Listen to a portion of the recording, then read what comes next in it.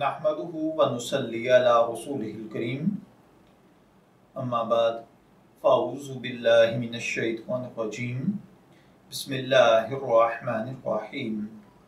अस्सलामु अलैकुम dear viewers, आपके फेवरेट इस्लामिक इंफॉर्मेटिव चैनल से मैं हूं शब्बीर अहमद। हमारा आज का टॉपिक है किसी से दावत का मुतालबा करना।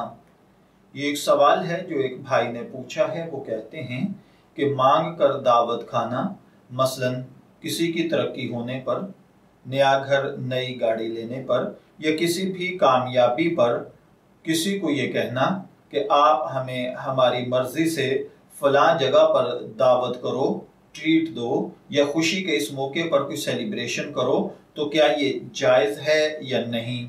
तो देखिए भाइयों और बहनों, किसी भी भाई बहन की ज़िंदगी में कोई तरक्की हो, किसी किस्म की कोई चीज़ खरीदी हो या कोई खुशी का मौका हो, तो इस पर मुताल्लिका शख्स से उसकी खुश दिली के साथ उसे दावत का कहना, उससे दावत खाना शरन जायज़ है, इसमें कोई मसला नहीं है।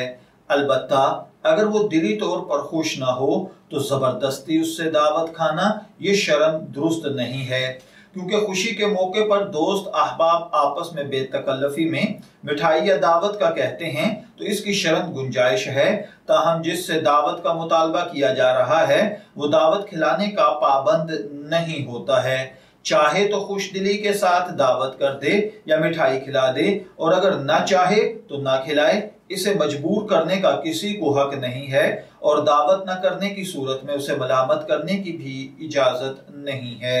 मैं दुआगो हूँ कि अल्लाह ताला हमें इन बातों को समझकर इनके मुताबिक अमल करने की तौफीक अता फरमाए।